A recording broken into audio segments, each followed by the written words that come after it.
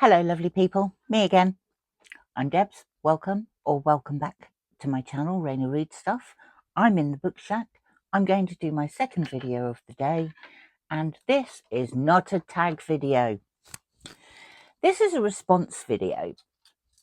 Mark at Book Time with Elvis posted over the weekend a 12 books he would save come the apocalypse.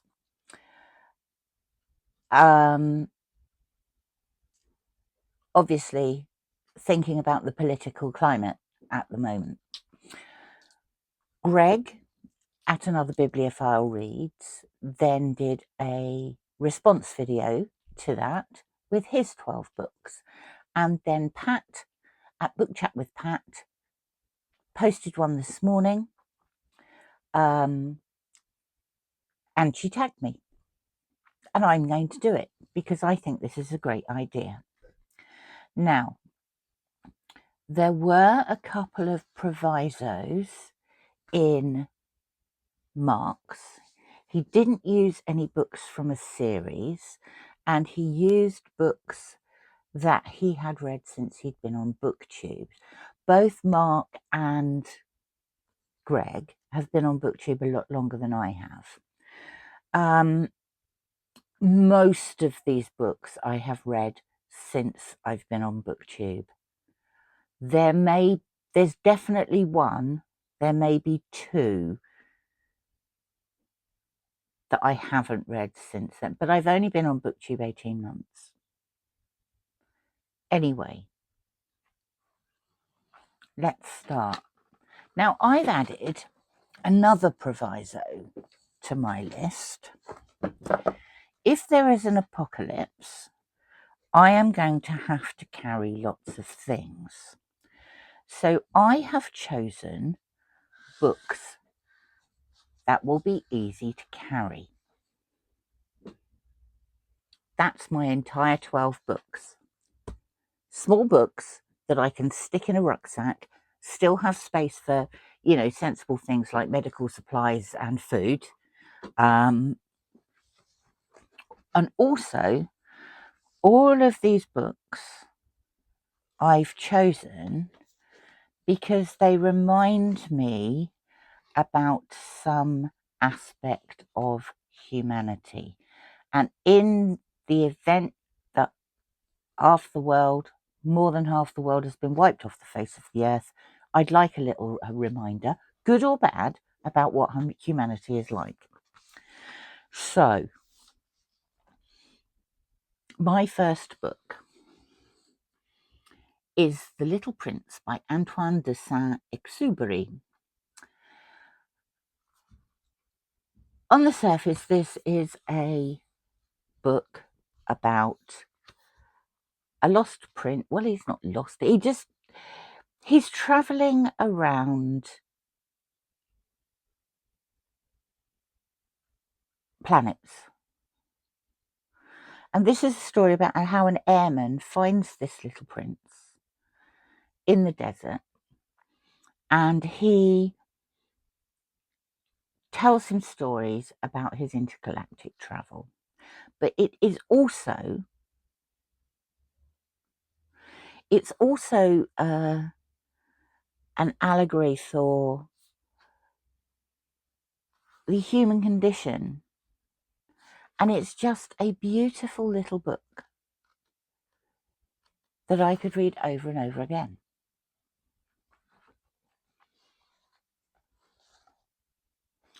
This book, maybe I haven't read this since I've been on BookTube. This book is just beautiful. A Whole Life by Robert Seathaler. And the prose in this is just really spare and haunting. And this is about a guy who lives his life pretty much in solitude, away from the rest of society. It is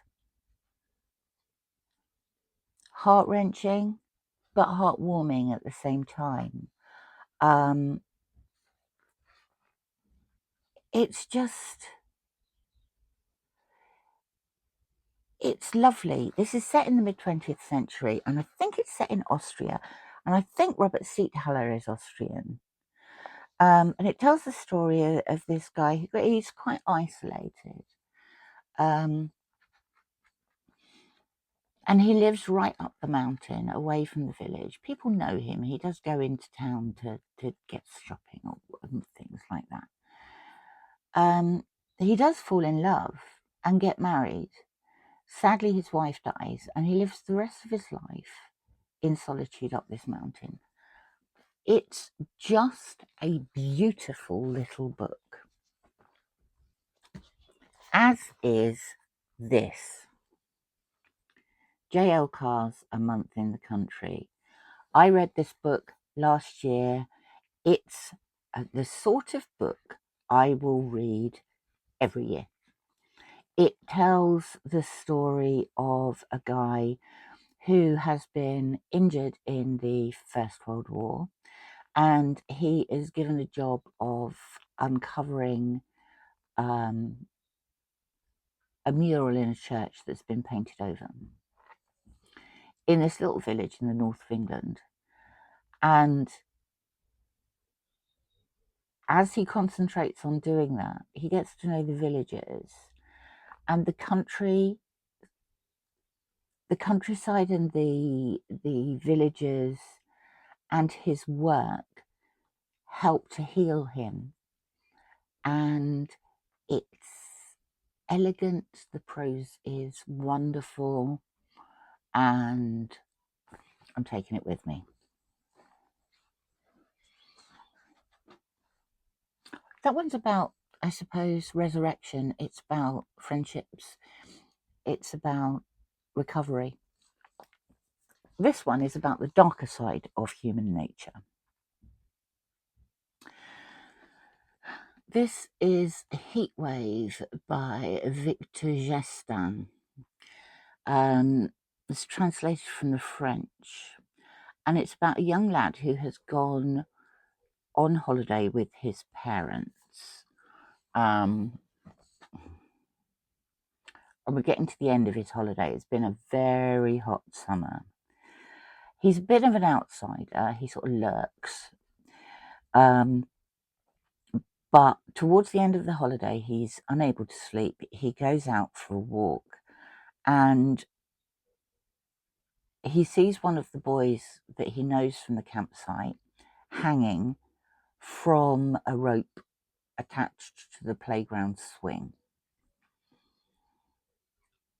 And he watches as it kills this lad. And then he takes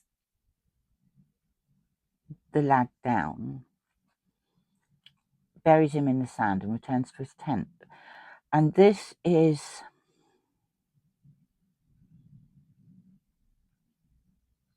a story about the darker side of human nature and how someone can unravel while everybody is looking for this lad. Leonard, his name is, he's sweltering on a beach and trying to chat up some girl. It's all very weird. How many is that? That's the first four. The Outsiders by Essie Hinton. I have loved this book for so long. For those of you who don't know, Essie Hinton wrote this book when she was about 16 or 17. It's about two different groups of people in 1950s America. A group that live on the wrong side of the tracks. Abusive parents, the poorer community. They spend their time fighting. And people who live on the other side of the tracks, who are rich and quite arrogant in some ways. They think they rule the world. And you take these groups of on the surface opposites and find that underneath they're not so different. I love this book. You need a bit of humour and you need a bit of friendship, and Three Men in a Boat does just that. This is an absolute classic. I love this book. I do not think I've read it since I've been on BookTube. There may be 3 that I haven't read since I've been on BookTube, but it's entertaining. 3 guys and a dog are heading down the river.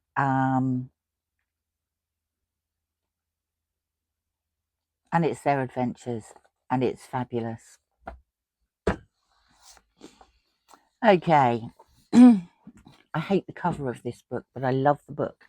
Alan Bennett's The Lady in the Van. This is actually a true story, and has been turned into a film with Dame Maggie Smith. Alan Bennett came across a woman living in a van out on the road outside his house. She was forever causing trouble. People were forever trying to move her on. And in the end, her van didn't move. And she lived in it. In the end, he moved her onto his driveway. And she lived there 4 years. And she was stroppy and obnoxious and used to scare the visitors to his house. She wasn't the best tenant, shall we say. But he let her live there for ages and ages. And they actually almost got a relationship going. But this is a story about people who do not want to live within the conventions of usual society. It's a great read. It's a great read. Now, this one is I don't know. Have I read this one since I've been on BookTube? Nathaniel Hawthorne's The Scarlet Letter. Most of you probably know this. We are in Boston. We are in a Puritan society. Hester is found guilty of adultery and forced to wear a big scarlet A on her clothing just to tell everybody that she is an adulteress. This is a very critical look at society, and it's an important book.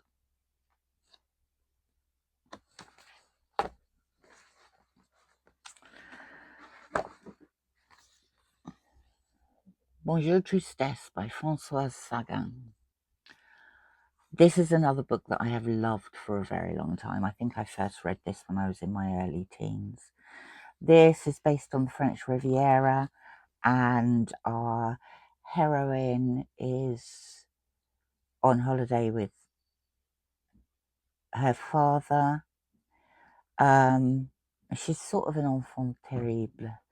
Her name's Cecile, and she falls in love.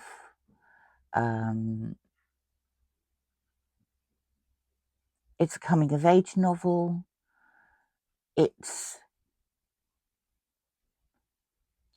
about love and relationships. It's also about love and hate.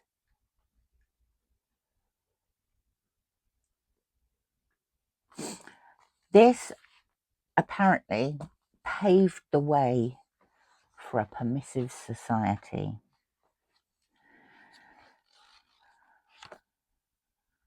This is just a masterpiece. One Day in the Life of Ivan Denisovich by Alexander Solzhenitsyn. This is exactly what it says. It's one day in the life of someone who has been sent to a Siberian labor camp. It is absolutely brilliant, and it's